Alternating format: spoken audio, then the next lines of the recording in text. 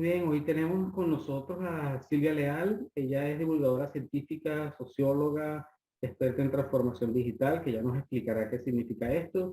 Es conferencista internacional y recientemente estuvo haciendo una conferencia aquí a través de la plataforma Webex con la gente de PwC Venezuela. La idea es conversar en el día de hoy sobre lo que ha sido también su último libro, tengo entendido, Tendencias Claves para Entender el Futuro y Construir el Presente. Estas tendencias relacionadas con lo que es el mundo digital. Y bueno, vamos a empezar. Yo quisiera que iniciar por algo que tú tienes en tu sitio web y que tiene que ver con que tú te autodefines como una optimista por la tecnología, apasionada por la tecnología y optimista con datos. Cuando me hablas de eso, ¿qué tan optimista eres de la tecnología y qué tan optimistas podemos ser nosotros con respecto a la tecnología, ¿no? Para ir tocando esos puntos positivos y también esos riesgos que ofrece la tecnología. ¿Sí? Bueno, efectivamente, yo me defino a mí misma como optimista con datos porque hay muchos datos que demuestran que la tecnología llega para, bueno, pues para hacernos la vida más fácil, ¿no? Por decirlo de alguna manera. Se tiene, por ejemplo, mucho miedo en general sobre el impacto en el mercado laboral, cuando la realidad es que no destruye empleos, sino que los genera y nos da más calidad de vida, ¿no? Y podríamos ir así ámbito por ámbito viendo que tenemos mucha suerte de vivir esta ola digital tan potente. ¿Qué es lo que sucede? Que las revoluciones industriales y los procesos de cambio son traumáticos y si no nos preparamos para todos los cambios que están llegando, entre otras cosas formándonos, pues sufriremos. Entonces, yo sí que me siento optimista y creo que todo el que quiera esforzarse y, bueno, formarse también debería de sentirse optimista, pero el que esté esperando a que las cosas vuelvan a ser como antes lo va a pasar mal.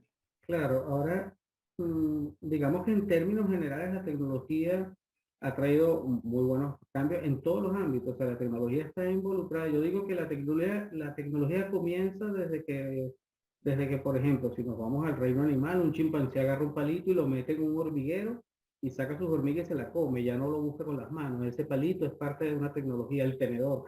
Pero yéndonos más hacia el lado científico, los chips, todo este tipo de cosas, hasta la inteligencia artificial que hoy nos tiene así como que algunos asustados de qué nos va a pasar luego de que se involucren los robots y todo esto, ¿no? Pero en países del tercer mundo, países como Venezuela, donde nuestra conexión a internet es un desastre, donde a cada ratito se nos va la luz, este, tener ese acceso a la tecnología es cada vez más complicado y entonces es también bien complicado ser optimista frente a esa realidad, ¿no? ¿Qué podemos hacer? Bueno, precisamente lo comentabas al principio, el otro día estuve en la sesión sobre autores contemporáneos con Ujú. PricewaterhouseCoopers y estuve presentando mi último libro podcast, porque no es un libro ni es un Exacto. podcast, es un libro con podcast. Sí. Y una de las cosas que puse encima de la mesa es que si el mundo es cada día más digital y un país no se digitaliza, pero no se digitaliza porque no tiene estos servicios, porque desde un punto de vista del gobierno no se ofrecen estos servicios para que se pueda digitalizar la educación, el empleo, las empresas, tenemos un problema y claramente ahí hay que hacer algo.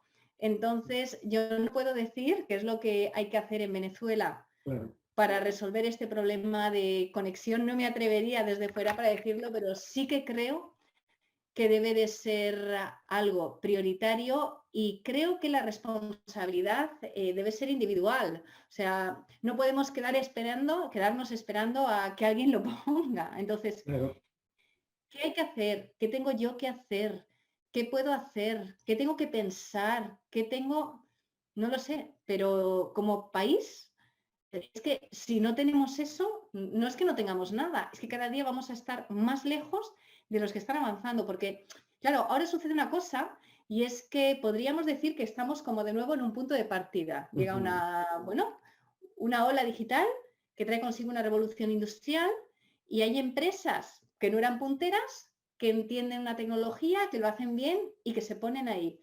Un país que no tiene esta tecnología está impidiendo el avance a todos los niveles de las personas que están ahí, Claro. de la educación, de todo. Entonces, ¿qué se puede hacer? Esa sería la gran reflexión, ¿no? ¿Qué se puede hacer? Sí, Porque cada día que pasa, el país se queda más lejos. claro, y además que tomando en cuenta el tema de la pandemia y todo esto que tomó de sorpresa a todos, este, que trajo como consecuencia también esa irrupción apresurada de lo digital, el teletrabajo, la teleeducación, se profundizó la telemedicina, todo es tele.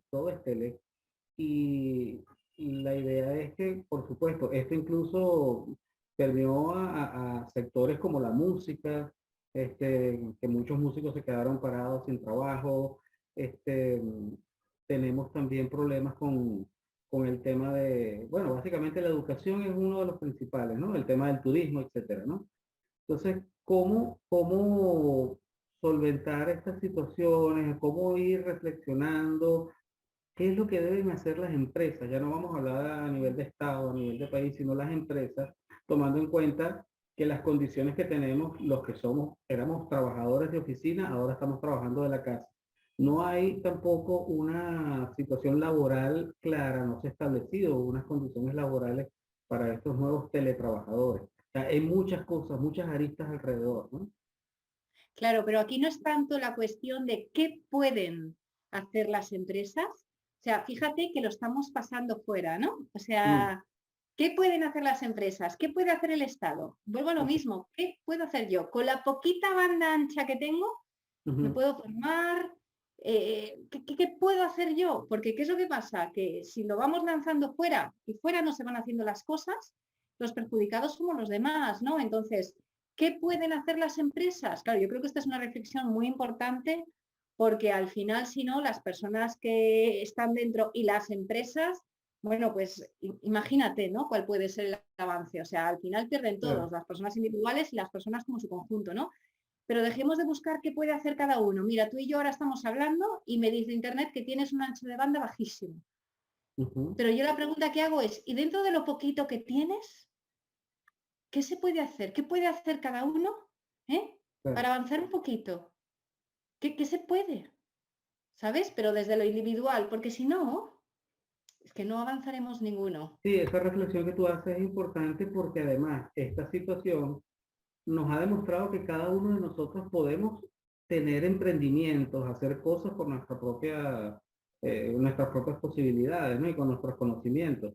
Entonces, muchos trabajadores de diferentes áreas que han tenido que trabajar ahora de su casa se han dado cuenta de que pueden hacer sus propias empresas o sus propios emprendimientos y eso también los pone en una situación de, bueno, me tengo que capacitar, tengo que mejorar lo poco que tengo, lo que tú dices, pues. Y eso también implica Claro, oportunidades. claro, porque ¿qué es lo que sucede? Si siempre estamos esperando que lo hagan los demás, tendremos un problema. Entonces, Mm, no vamos a poder ir tan rápido como querríamos, pero ahí está. O sea, tienes poquita conexión y muchas personas que nos escuchen tienen poquita, pero con eso, ¿qué se puede hacer? Y por supuesto, esto no quiere decir, me encierro en casa, me formo, monto mi empresa y no me preocupo de lo demás. No, lo que quiero decir es que hay que ir en paralelo. Si estoy en ujú, una empresa, luego, dependiendo del nivel en el que esté, tendré que ir forzando la máquina poco a poco para que algo suceda y las cosas avancen. Y a la hora de, oye, todos de una manera u otra podemos hacer algo también en lo que se claro. respecta al apartado político, ¿no?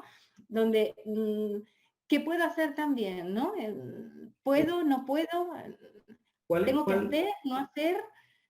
Pero ¿Cuáles han sido las áreas más beneficiadas y cuáles las más afectadas con esta irrupción de la digitalización, ¿no? O sea, el tema tecnológico es un tema que nos aborda mucho y se ha profundizado desde que comenzó Internet, sobre todo. Pero hoy en día, que estamos trabajando con las redes sociales, que tienen un papel muy importante a nivel de comunicación, incluso por lo menos en el caso venezolano, va incluso más allá que la propia televisión, por ejemplo. Pero ¿Cuáles son las áreas que se han visto más beneficiadas y cuáles las más afectadas con esta Sí, bueno, irrupción? yo creo que donde más se ha visto el avance, por suerte, podríamos decir que ha sido en todo lo que se refiere al tema médico. O sea, yo creo que, bueno, es evidente, ¿no? Que si hemos conseguido tener vacunas en tan poco tiempo, es porque algo ha tenido que intervenir la tecnología. Y es que la Claro. inteligencia artificial es una tecnología que, para empezar, es Blue Dot, es una tecnología que avisó con un mes de antelación de la llegada de la pandemia. Lo detectó el día 31 de diciembre, ¿no? Y una tecnología que lo había detectado también, bueno, no era la primera vez que sucedía, porque también había detectado la llegada del Zika, ¿no? En Mm, 2016. Entonces, tenemos tecnologías que detectan la llegada de la pandemia, que son capaces de predecir la evolución de un enfermo, pero sobre todo que han ayudado en el desarrollo de las vacunas, siendo capaces de hacer simulaciones virtuales de la guerra, ¿no? Por decir de alguna manera, entre un medicamento y el virus, ¿no? Entonces, sí, ese avance y esa aportación ha sido muy importante. Pero en el mundo de los niños, en los colegios, claro, la tecnología también ha ayudado a que se pudieran seguir las clases, pero no solamente a seguirlas, sino que han sido muchos los sitios y los niños que se han podido beneficiar de la llegada de tecnologías, por ejemplo, para que pudieran estudiar más rápido y mejor, ujú, pues matemáticas, o sea, porque mucha gente habla de la teleeducación, pero eso no es conectarte a través de internet a una claro. clase o a un cole. La teleeducación es el uso de la tecnología para aprender más rápido y mejor. Y eso también ha conseguido avanzar, bueno, pues con la llegada de tanta tecnología con la pandemia.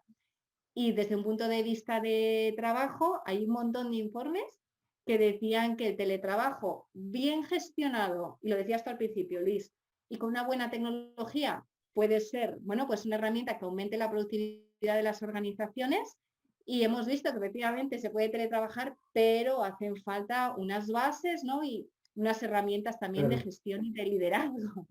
Y Sí, podríamos seguir así, ámbito por ámbito, viendo que, bueno, no se ha escapado, yo diría que prácticamente nada. sí, hay un tema también que tú lo tocabas al principio y es que dices que la tecnología no quita empleo, sino que genera muchos más. Y también eso tiene que ver también con la actitud de cada uno de nosotros, lo que hablábamos antes. ¿Qué hago yo? No solamente para los demás, sino para mí mismo. Este, y eso se ha visto a lo largo de la historia. Pues cuando comenzó, por ejemplo, el diseño gráfico a través de computadoras, todos estos ilustradores, diseñadores y diagramadores que trabajaban con bolígrafo, con lápiz y pinceles, si no se montaron en esa ola, quedaron atrás y no pudieron recuperar su trabajo, pues quedaron fuera. Hoy en día también, digamos, hay que montarse en esa ola, aunque sea complicado por tema generacional o por lo que fuese, pero hay que montarse en eso porque si no quedamos por fuera. O sea, hay muchos lo que tú planteas, que va a generar muchos empleos. Incluso yo te escuché en un video donde tú decías que no sabemos todavía cuáles son esos empleos que van a venir para el 2030, pero que van a venir muchos, ¿no? ¿Cómo nos preparamos? O sea, ¿cómo nos capacitamos para eso, para lo que no se sabe que viene? Bueno, no se sabe qué viene, yo no diría eso exactamente. Fíjate, hoy tan solo se conservan un 1% de los empleos que había hace un siglo. Mm, Y claro, nos preocupa mucho saber cómo se van a llamar esos empleos, ¿no? Pero realmente eso es lo importante, ¿qué empleos, no? Porque lo que sí que sabemos es cuáles son las competencias que se van a demandar. Lo sacó ok, la OCDE y hay un montón de informes que dicen que se van a demandar las competencias digitales, lo decías tú, Luis, y es que si no sabemos de la tecnología, de cómo se usa, de para qué vale, mal, pero luego también aquello que nos diferencia de las máquinas, ¿no? Eso de la creatividad, y es que se habla mucho de ello, pero es que no nos lo terminamos de creer. Entonces, mm, ¿qué es lo que tenemos que hacer? Pues mira, yo lo que diría es que tenemos que terminar de asimilar eso de que entramos en la era del aprendizaje, donde vamos a tener que estar siempre estudiando, y si estás estudiando toda la vida, y eso no quiere decir que estés estudiando todo el día y sufriendo como un loco, no, eso quiere decir que tienes que tener claro que te tienes que reciclar. Tienes competencias tecnológicas y desde un punto de vista humano, creatividad, intuición, empatía, etcétera, aportas, empleo no te va a faltar. Ahora, serás un profesor, claro, al que llamarán de una manera distinta porque usará mucha tecnología, o un médico al que denominarán de una manera distinta porque usará tecnología y así podríamos ir profesión por profesión. Si las profesiones no cambian tanto, o sea, al final lo analizas y dices, un community manager que es un experto en marketing que lo hace por internet y vamos Exacto. cambiando el nombre a las profesiones, pero Ujú. analiza y es lo mismo, es vender, Claro. más aprendizaje, tecnología y lo que te diferencia de las máquinas, tu humanidad, de una manera que tenga sentido tu intervención y tu participación. Es decir, trabajas como un robot, no eres predecible, eres una máquina con un script que no tiene empatía, un mal compañero. Si de verdad entiendes eso, trabajo no nos va a faltar. ¿Y cómo le van a llamar al trabajo? Imagínate, un filósofo que utiliza la inteligencia artificial. Algún nombre pondrán a ese trabajo, pero a Claro, mí claro. lo que menos me importa es ese nombre. Fíjate, yo soy doctora en sociología. ¿Cuál sería el nombre de mi profesión? Es que ni lo sé. O Una sea, cada vez que tengo que hacer la tecnosocióloga. web, Una no sé tecnosocióloga será. explicarles a mis hijos. Yo no sé decirles a mis hijos cuál es mi trabajo. Bueno, por Los cierto, lunes una quería, cosa, los martes otra. claro, por cierto, quería comentar también que tú tienes un segmento o tienes un programa en Televisor Español, que tengo entendido. ¿Estás haciendo qué ahorita en televisión? Sí, tengo. La serie se llama La Cuarta Revolución. Es una serie que está en televisión española, ya está grabada entera y está disponible en televisión a la carta. Y ahora estoy focalizada en una serie de podcasts que se llama Tendencias con Silvia Leal, Okay. donde explico todo esto de lo que estamos hablando ahora y bueno, tengo proyectos encima de la mesa súper chulos, pero que no puedo contar por si soy Bueno, fuerte. espero que podamos conversar también más adelante para hablar de eso. Pero por lo pronto, fíjate, estaba reflexionando en estos días sobre lo que ha sido eh, las actualizaciones en la tecnología. Cada vez son más rápidas. Cada vez tengo un teléfono y al año siguiente tengo que cambiarlo porque salió otra cosa y ya este se me quedó obsoleto. Y anteriormente la tecnología iba como más lento, más despacio. O sea, ¿cuánto tiempo tuvo que evolucionar un automóvil, por ejemplo, para ir incorporando toda esta nueva tecnología al mismo automóvil? Sin embargo, hoy en día, tengo entendido que también para el 2030 o para finales por esa década, la Unión Europea está pensando en ya eliminar digamos, los motores de combustión fósil y pasar a lo Sí. eléctrico. Entonces, el hardware, por decirlo de alguna manera, que es el carro, me va a quedar igual, pero el software que vendría a ser el combustible va a cambiar. Cada vez nos estamos adaptando más rápido a las tecnologías. Y vuelvo al tema de los países, cada país tendrá que hacer su trabajo en ese sentido, pero oye, además de inversión y lo que significa en términos de chatarra tecnológica, tú hablabas o tenías planteando, no sé si me imagino que lo planteaste también en la conferencia, sobre los riesgos de la tecnología.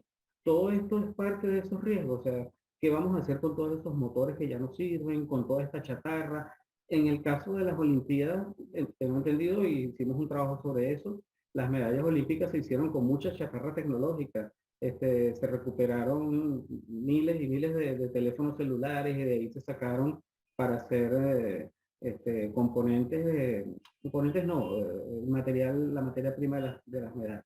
Entonces, ¿cuáles son los riesgos de esa tecnología, incluyendo este tema ecológico y otros que puedan surgir por allí? Sí, a ver, bueno, yo lo primero hacías alusión a que tengo que ir cambiando de teléfono móvil, por poner un ejemplo, o de ordenador continuamente, ¿no? Hombre, si cambio es porque el nuevo me da 5G o el nuevo me da algo que no tenía el anterior y nadie me obliga a cambiar. Yo cambio, bueno, a ver, salvo que quiera usar algunas funcionalidades y las dejen de soportar, ¿no? Pero en general Exacto. cambio porque hay algo nuevo que no me quiero perder, ¿no? Entonces, dicho esto, pasa con todo. ¿Qué hago con la chatarra? ¿Qué hago con la ropa vieja? ¿Qué hago con el plástico? ¿Qué hago, no? Entonces, yo te voy a contar una historia. Yo te decía que he sacado la serie de podcast, ¿eh? Y en concreto te voy a hablar del episodio 9, porque es un episodio que habla del futuro de la movilidad y habla del coche eléctrico. Y hay un chaval, que es un chaval de 20 y pocos años, que ha montado una empresa de motos eléctricas muy chula, que se llama Oxriders, que es aquí en Madrid, y se queja de que sus motos, que son unas motos, te digo, preciosas, Ujú. sufren acoso en las redes sociales. Ok, Porque claro, son vintage, ¿no? ok. Y son eléctricas, no hacen ruido, no emiten contaminación atmosférica. contaminan. Y claro, la gente se ha echado encima de ellos diciendo, pero vaya, perdóname, Luis, vaya mierda de motos que no contaminan y no hacen ruido, ¿no? Entonces, ¿por qué te digo esto? Porque yo, a ver, y ahora algunos dirán que cómo se me ocurre decir algo así, ¿no? Pero creo que a muchos, sinceramente, les falta un hervor pensando que una moto tiene que contaminar y hacer ruido, pero también que no es importante reciclar, que la contaminación y el cambio climático no son un problema. Y por suerte los niños vienen de fábrica, si me permites, de los colegios cada día más concienciados, pero yo cuando voy a sitios y los veo llenos de botellas, mira, en la urbanización en la que vivo, este fin de semana hice unas fotos porque daba pena cómo estaba la zona en la que habían estado los chavales el día anterior con botellas rotas y dices, siglo XXI, cambio climático, chavales de 18 años, que ya son maduritos y son, perdona, unos guarros. Dices, entonces, ¿qué es lo que hay que hacer? Pues bueno, yo creo que lo primero que hay que hacer es seguir concienciando a la sociedad de que tenemos un problema, de que nos estamos jugando la supervivencia y de que está muy bien tener mucho dispositivo nuevo, pero hay que hacer algo, con todos los dispositivos y toda la ropa y todo el plástico y toda la basura, de verdad, o sea, hay que seguir concienciando sobre todo esto y si la sociedad no cambia, hay que regularlo. Claro. Porque Sí, yo veo que los niños muchas veces pues se van relajando y la cosa va peor. Entonces, y hablo por lo que yo veo, ¿no? Entonces, hace falta muchas acciones en medios de comunicación porque yo creo que no terminan de pillar cuál es la gravedad del problema y segundo, si no, hay que regularlo. Y a nadie le gusta que le regulen, pero si hay que regular, hay que regular. claro. Otro tema que tiene que ver también con ese riesgo de la tecnología está asociado a a la ciberseguridad, ¿no?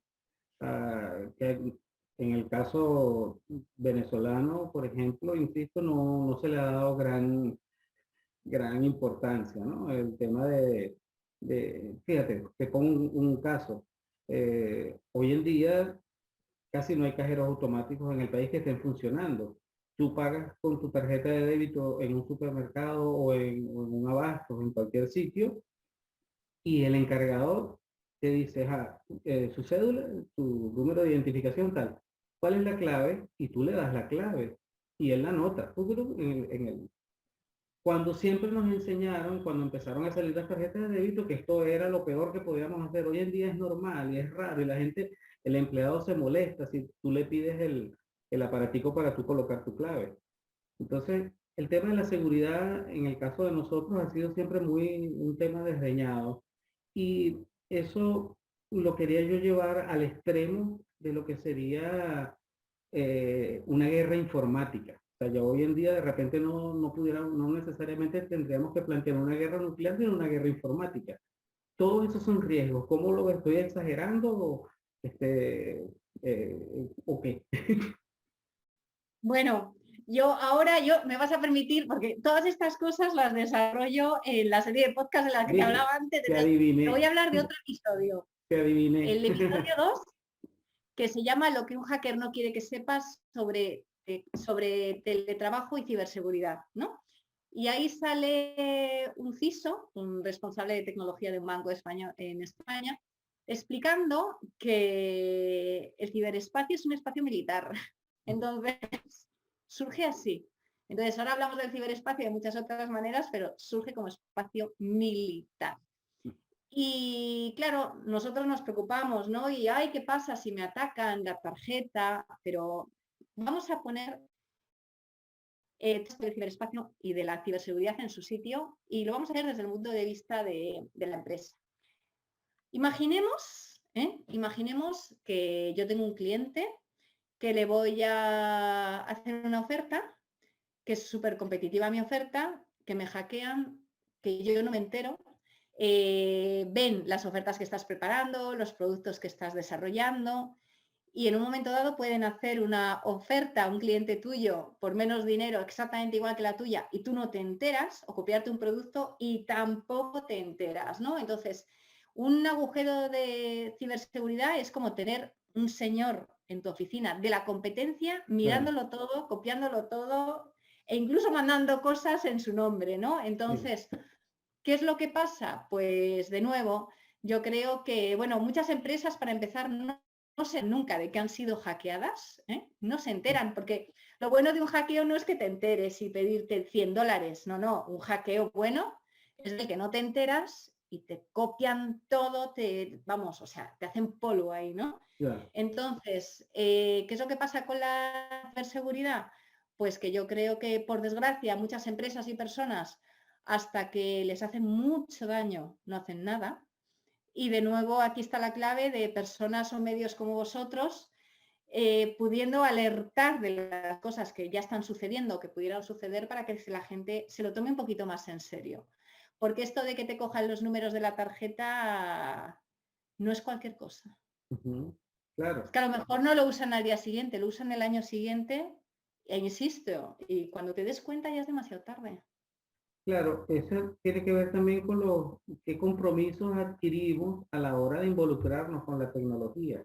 Sobre todo cuando ocupamos una posición tal vez de liderazgo dentro de una empresa o en nuestra propia empresa, ¿no? ¿En qué nos estamos metiendo, por decirlo así? ¿Y qué cosas debemos tomar en cuenta? ¿Cuáles serían los tips a tomar en cuenta para estar lo más seguros posible? O Bueno, en el pues yo caso de creo la seguridad. que aquí la clave, fíjate, yo explicaba antes como que se metiera alguien de la competencia en tu oficina, ¿no? ¿Qué tengo que hacer como mínimo para que en el mundo de la ciberseguridad no me pase lo que yo no querría que me pasase en el mundo de toda la vida? Quiero que entre alguien en mi despacho, que vea a alguien, a mi hijo, en la habitación, que hablen con él sin que yo me entere, que le hagan fotos en la calle. ¿A qué estoy dispuesto a llegar y hasta qué no? Entonces, si hacemos esa reflexión sobre el mundo físico, tenemos las respuestas para el otro. Porque las amenazas son las mismas, pero mucho más duras. Que alguien te meta la mano en la cuenta, que alguien te coja la tarjeta de crédito, o sea, al final es lo mismo. Que alguien te bloquee algo, como si llegase y te bloqueas en el ordenador y ahora no puedes parar y no puedes hacer nada. Y págame. Tú imagínate a ese señor en tu habitación pidiéndote dinero y así se entiende todo mucho mejor. Claro. O Estamos haciendo hablando, fotos a tu hijo. sí, sí, eso ¿Qué más, haces si te encuentras a un señor haciendo fotos a tu hijo en pijama? mm, ¿Es eso? claro, estar pendiente de en qué nos estamos metiendo, ¿no? Y qué está pasando alrededor de nosotros, porque esa es la otra. Le damos un celular al hijo. En estos días también publiqué una nota sobre los relojes inteligentes y toda la posibilidad que tiene de, bueno, que tú le puedes hacer seguimiento a tu hijo si le das un reloj de esto para saber a dónde está, con quién se comunica, pero también el reloj puede ser hackeado y puede entrar otra porque el reloj tiene el GPS y todo esto. Digamos que es un mundo a veces complicado, ¿no? Qué bonito el reloj, le voy a regalar a mi hijo un reloj para saber dónde está, pero otros también pueden saber dónde está, ¿no? Y Claro, ahí es donde está el riesgo. claro, pero la cuestión también sería, ¿y qué lleva ese reloj, no? ¿Y realmente necesita todo? ¿O con un dispositivo GPS como el que le pones a un perro, por ejemplo, hubiera sido suficiente? Ujú. ¿Sabes la localización?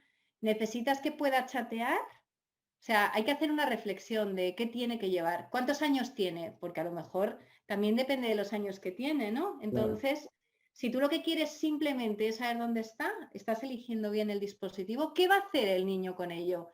En algunos países se ha prohibido llevar esos dispositivos al cole porque graban a los profesores y luego el Ujú. profesor no tiene intimidad porque está el padre escuchando una clase. Claro.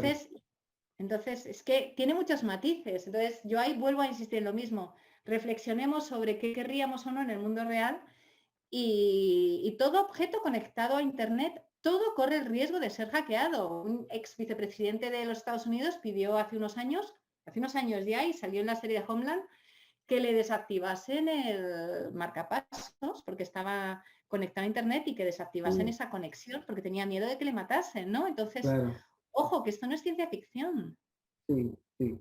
¿A dónde nos lleva esta cuarta revolución? Tú que eres experta en estos temas futuristas, estábamos hablando de las oportunidades también. Hablamos ahorita un poquito muy en general de los riesgos. ¿Cuáles son las oportunidades que tenemos este, para lo que viene? Y que si puedes adelantar algo de eso que viene. Sí, bueno, pues ¿hacia dónde nos lleva toda esta tecnología y cómo será esta tecnología, ¿no? Pues yo lo primero que diría es que las tendencias nos dicen que cada vez será más invisible, no nos tenemos que imaginar la tecnología como algo invasivo, ¿no? O Ujú. sea, Philip K. Dick, que fue el que de hecho habló del Internet de las cosas por primera vez, lo hizo en un libro, porque de hecho él se inventó la tecnología, hablaba de objetos que estaban conectados, pero esta conexión y todo eso era invisible, tú no te dabas cuenta, ¿no?, de que estaba conectado. Claro, eso está muy bien porque no ocupa espacio, no pesa, pero te olvidas de ello y lo dejas de gestionar, ¿no? Entonces, Claro, bueno, dicho esto y asumiendo que vayamos a estar alerta, que lo vayamos a controlar y lo vayamos a gestionar bien, yo creo que es evidente que nos lleva a un mundo donde habrá muchas más herramientas para que estemos sanos y poder curarnos, una educación más eficiente y de mayor calidad, donde vamos a poder estar más conectados y, ojo, un empleo con más calidad de vida y empresas también que facturan más, porque no hemos hablado de ello, pero lo hemos visto con el comercio electrónico, ¿no? Entonces, ujú, esta tecnología permite a las empresas vender mucho más también. Ahora, procesos traumáticos de cambio, donde el que no se adapte, pues lo decíamos al principio, ¿no? Y así vamos cerrando el círculo, pues lo va a pasar muy mal, pero donde llegan las segundas oportunidades es un momento también donde con pequeños cursos de formación, a lo mejor 15 semanas, puedes conseguir un trabajo y de hecho estos días estoy entrevistando a gente para nuevos episodios de la serie de podcast que con 15 días de formación, después de haber estudiado inglés, por ejemplo, encuentran trabajo en bancos de sí, puestos de ingeniero en este caso informático, ¿no? Obviamente, pero bueno, pues trabajos que podría estar haciendo un ingeniero informático, ¿no? claro. Entonces, un mundo de segundas oportunidades, gente que está programando, pues eso, después de formaciones cortas y ganando bastante dinero, ¿eh? Sí, y alrededor de esto hay todo otro mundo, todo un universo al que hay que adaptarse. Por ejemplo, el tema de la propiedad intelectual, de la propiedad industrial. Claro. Hay una cantidad de cosas. Lo que te hablaba de las condiciones legales del teletrabajo, cada país tendrá que establecer sus condiciones. Bueno, toda una serie de aspectos que uno no puede dejar de lado. Mira, Silvia, yo te agradezco muchísimo y quisiera antes de terminar que nos dijeras para estar pendiente de tus podcasts, de tu programa, por dónde lo podemos ver, cómo te contactamos a ese nivel de redes, etcétera. Sí, pues mi web es silvialeal.es, ahí se puede ver toda la información, pero en redes sociales estoy @slealm y Silvia Leal en LinkedIn, ahí me vais a encontrar muy fácil. Y después, respecto a la serie de televisión, en Televisión a la Carta de Televisión Española está mi serie, que se llama La Cuarta Revolución, pero lo último y de más actualidad sería Tendencias con Silvia Leal, que es mi serie de podcast disponible iVoox, Spotify, todas las plataformas de podcast. Es una serie gratuita, Ok, en esas no hay que pagar en ninguna, y va sobre todo esto, pero lo curioso es que es como una película, porque tiene efectos musicales, efectos sonoros y trata de que en 30 minutos eh, con los ojos cerrados, experimentando muchas cosas y esas experiencias te permiten entender la respuesta a todas estas preguntas que nos hacemos sobre ciberseguridad, teletrabajo, el futuro de la medicina, pero experimentando y divirtiéndote. claro. Tiene muchos Y, trozos de pelis. y en algún momento te imaginas tu vida sin la tecnología, ¿no te dan ganas de irte a una montaña así y olvidarte de celulares y todo? Bueno, yo te confieso, Luis, que vivo en el campo, que tengo dos perros, un Alaskan Malamut y una Akita. Tengo dos huertos también. ¿Está bien? Y soy muy de campo, ¿eh? No te creas. O sea que yo creo en un mundo muy digital y muy, muy de toda la vida también. No dejar lo Y yo creo que tradicional es a lo por que fuera. tenemos que ir. Sí, no podemos dejar de pisar tierra, ¿no? No, y vamos, después de hablar contigo, a lo mejor me voy a recoger los tomates del huerto, ¿eh? Oye, está bien. Bueno, Silvia, muchas gracias. Ojalá de verdad pudiéramos conversar nuevamente en otra oportunidad sobre algún otro tema. Y nada, por aquí siempre a la orden. Y muchas gracias también a todos los que nos están escuchando. Y le invitamos a ver a esos podcasts de Silvia. Bien. Muchísimas gracias y yo también espero que hasta pronto.